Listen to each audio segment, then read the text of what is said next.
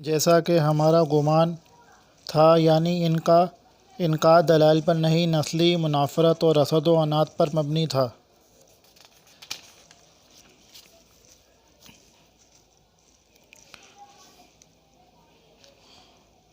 فَبَاءُوا وَبِغَضَبٍ عَلَىٰ غَضَبٍ وَلِلْكَافِرِينَ عذاب مہین۔ اس کے باعث یہ لوگ غضب پر غضب کے مستحق ہو گئے اور ان کافروں کے لیے رسوا کرنے والا عذاب ہے۔ غضب پر غضب کا مطلب بہت زیادہ غضب، کیونکہ بار بار وہ غضب والے کام کرتے رہے، جیسا کہ تفصیل گزری، اور اب محض حسد کی وجہ سے قرآن اور حضرت محمد صلی اللہ علیہ وآلہ وسلم کا انکار کیا۔ وَإِذَا قِيلَ لَهُمْ آمِنُوا بِمَا أَنزَلَ اللَّهُ قَالُوا نُؤْمِنُ بِمَا أُنزِلَ عَلَيْنَا وَيَكْفُرُونَ بِمَا وَرَاءَهُ وَهُوَ الْحَقُّ مُصَدِّقًا لِمَا مَعَهُمْ قُلْ فَلِمَ تَقْتُلُونَ أَنْبِيَاءَ اللَّهِ مِنْ قَبْلُ إِنْ كُنْتُمْ مُؤْمِنِينَ۔ اور جب ان سے کہا جاتا ہے کہ اللہ تعالیٰ کی اتاری ہوئی کتاب پر ایمان لاؤ، تو کہہ دیتے ہیں کہ ہم پر اتاری گئی اس پر ہمارا ایمان ہے، حالانکہ اس کے بعد والی کے ساتھ جو ان کی کتاب کی تصدیق کرنے والی ہے کفر کرتے ہیں۔ اچھا، ان سے یہ تو دریافت کریں کہ اگر تمہارا ایمان پہلی کتابوں پر ہے تو پھر تم نے اگلے انبیاء کو کیوں قتل کیا؟ یعنی تورات پر ہم ایمان رکھتے ہیں، یعنی اس کے بعد ہمیں قرآن پر ایمان لانے کی ضرورت نہیں ہے۔ یعنی تمہارا تورات پر دعویٰ ایمان بھی صحیح نہیں ہے۔ اگر تورات پر تمہارا ایمان ہوتا تو انبیاء علیہم السلام کو تم قتل نہ کرتے۔ اس سے معلوم ہوا کہ اب بھی تمہارا انکار محض حسد اور عناد پر مبنی ہے۔ وَلَقَدْ جَاءَكُم مُوسَىٰ بِالْبَيِّنَاتِ ثُمَّ اتَّخَذْتُمُ الْعِجْلَ مِن بَعْدِهِ وَأَنْتُمْ ظَالِمُونَ۔ تمہارے پاس تو موسیٰ یہی دلیلیں لے کر آئے، لیکن تم نے پھر بھی بچھڑا پوجا، تم ہو ہی ظالم۔ یہ ان کے انکار و عناد کی ایک اور دلیل ہے کہ حضرت موسیٰ علیہ السلام آیات واضحات اور دلائل قاطعہ اس بات کی لے کر آئے کہ وہ اللہ کے رسول ہیں، اور یہ کہ معبود صرف اللہ تعالیٰ ہی ہے، لیکن تم نے اس کے باوجود حضرت موسیٰ علیہ السلام کو بھی تنگ کیا اور الہ واحد کو چھوڑ کر بچھڑے کو معبود بنا لیا۔ وَإِذْ أَخَذْنَا مِيثَاقَكُمْ وَرَفَعْنَا فَوْقَكُمُ الطُّورَ خُذُوا مَا آتَيْنَاكُمْ بِقُوَّةٍ وَاسْمَعُوا قَالُوا سَمِعْنَا وَعَصَيْنَا وَأُشْرِبُوا فِي قُلُوبِهِمُ الْعِجْلَ۔ جب ہم نے تم سے وعدہ لیا اور تم پر طور کو کھڑا کر دیا اور کہہ دیا کہ ہماری دی ہوئی چیز کو مضبوط تھامو اور سنو، تو انہوں نے کہا ہم نے سنا اور نافرمانی کی، اور ان کے یہ کفر و انکار کی انتہا ہے کہ زبان سے تو اقرار کے سن لیا، یعنی اطاعت کریں گے، اور دل میں یہ نیت کہ ہم نے کون سا عمل کرنا ہے۔ بِكُفْرِهِمْ قُلْ بِئْسَ مَا يَأْمُرُكُمْ بِهِ إِيمَانُكُمْ إِن كُنتُم مُّؤْمِنِينَ۔ دلوں میں بچھڑے کی محبت گویا پلا دی گئی بسبب ان کے کفر کے۔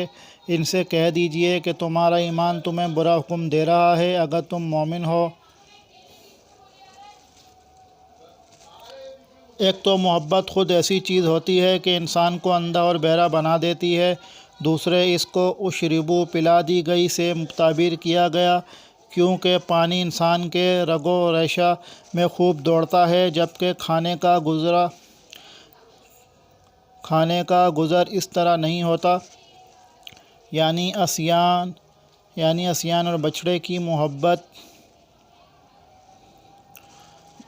یعنی عصیان اور بچھڑے کی محبت و عبادت کی وجہ وہ کفر تھا جو ان کے دلوں میں گھر کر چکا تھا۔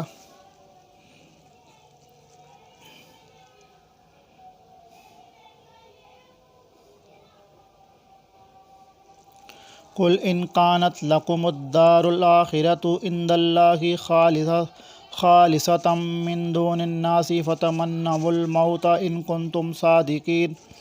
آپ کہہ دیجئے کہ اگر آخرت کا گھر صرف تمہارے ہی لیے ہے، اللہ کے نزدیک اور کسی کے لیے نہیں، تو آؤ اپنی سچائی کے ثبوت میں موت طلب کرو۔ وَلَن يَتَمَنَّوْهُ أَبَدًا بِمَا قَدَّمَتْ أَيْدِيهِمْ وَاللَّهُ عَلِيمٌ بِالظَّالِمِينَ۔ لیکن اپنی کرتوتوں کو دیکھتے ہوئے کبھی بھی موت نہیں مانگیں گے، اللہ تعالیٰ ظالموں کو خوب جانتا ہے۔ حضرت ابن عباس رضی تعالیٰ عنہما نے اس کی تفسیر دعوت مباہلہ سے کی ہے، یعنی یہودیوں کو کہا گیا کہ اگر تم نبوت محمدیہ کے انکار اور اللہ سے محبوبیت کے دعوے میں سچے ہو تو مباہلہ کرو، یعنی اللہ کی بارگاہ میں مسلمان اور یہودی دونوں مل کر یہ عرض کریں کہ یا اللہ، دونوں میں سے جو جھوٹا ہے اسے موت سے ہمکنار کر دے۔ یہی دعوت انہیں سورۃ جمعہ میں دی گئی ہے۔ نجران کے عیسائیوں کو بھی دعوت مباہلہ دی گئی تھی، جیسا کہ آل عمران میں ہے، لیکن چونکہ یہودی بھی عیسائیوں کی طرح جھوٹے تھے، اس لیے عیسائیوں ہی کی طرح یہودیوں کے بارے میں بھی اللہ تعالیٰ نے فرمایا کہ یہ ہرگز موت کی آرزو یعنی مباہلہ نہیں کریں گے۔ حافظ ابن کثیر نے اسی تفسیر کو ترجیح دی ہے۔ تفسیر ابن کثیر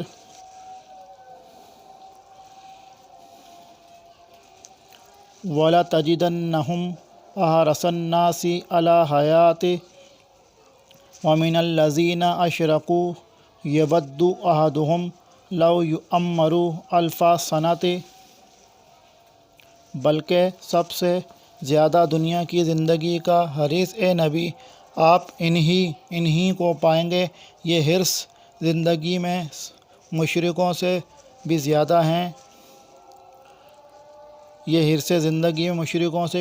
ہیں، ان میں سے تو ہر شخص 1,000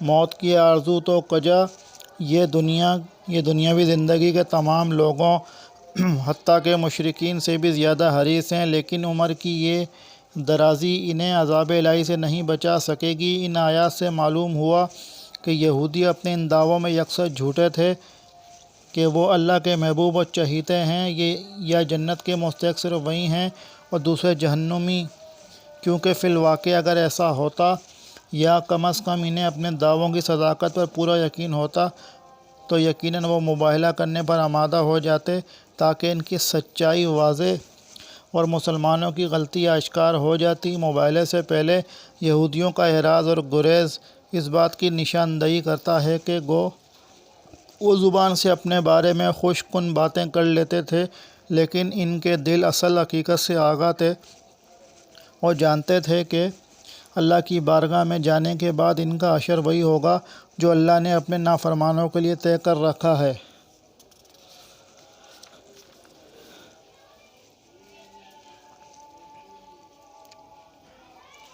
وَمَا هُوَ بِمُزَحْزِحِهِ مِنَ الْعَذَابِ أَن يُعَمَّرَ وَاللَّهُ بَصِيرٌ بِمَا تَعْمَلُونَ۔ سال کی عمر چاہتا ہے، گویا یہ عمر دیا جانا بھی انہیں عذاب سے نہیں چھڑا سکتا، اللہ تعالیٰ ان کے کاموں کو بخوبی دیکھ رہا ہے۔ قُلْ مَنْ كَانَ عَدُوًّا لِجِبْرِيلَ فَإِنَّهُ نَزَّلَهُ عَلَىٰ قَلْبِكَ بِإِذْنِ اللَّهِ مُصَدِّقًا لِمَا بَيْنَ يَدَيْهِ وَهُدًى وَبُشْرَىٰ لِلْمُؤْمِنِينَ۔ اے نبی، آپ کہہ دیجئے کہ جو جبریل کا دشمن ہو، جس نے آپ کے دل پر پیغام باری تعالیٰ اتارا ہے، جو پیغام ان کے پاس کی کتاب کی تصدیق کرنے والا ہو اور مومنوں کو ہدایت اور خوشخبری دینے والا ہو۔ احادیث میں ہے کہ چند یہودی علماء نبی صلی اللہ علیہ وآلہ وسلم کے پاس آئے اور کہا کہ اگر آپ صلی اللہ علیہ وآلہ وسلم نے ان کا صحیح جواب دے دیا تو ہم ایمان لے آئیں گے، کیونکہ نبی کے علاوہ کوئی ان کا جواب نہیں دے سکتا۔ جب آپ صلی اللہ علیہ وآلہ وسلم نے ان کے سوالوں کا صحیح جواب دے دیا تو انہوں نے کہا کہ آپ صلی اللہ علیہ وسلم پر وحی کون لاتا ہے؟ آپ صلی اللہ علیہ وآلہ وسلم نے فرمایا جبریل۔ یہود کہنے لگے جبریل تو ہمارا دشمن ہے، وہی تو حرب و قتال اور عذاب لے کر اترتا ہے، اور اس بہانے سے آپ صلی اللہ علیہ وآلہ وسلم کی نبوت ماننے سے انکار کر دیا۔ ابن کثیر و فتح القدیر۔ قل من کان عدوا لجبریل فإنہ نزلہ علی قلبک بإذن اللہ مصدقا لما بین یدیہ وہدی وبشری للمؤمنین۔ اے نبی آپ کہہ دیجئے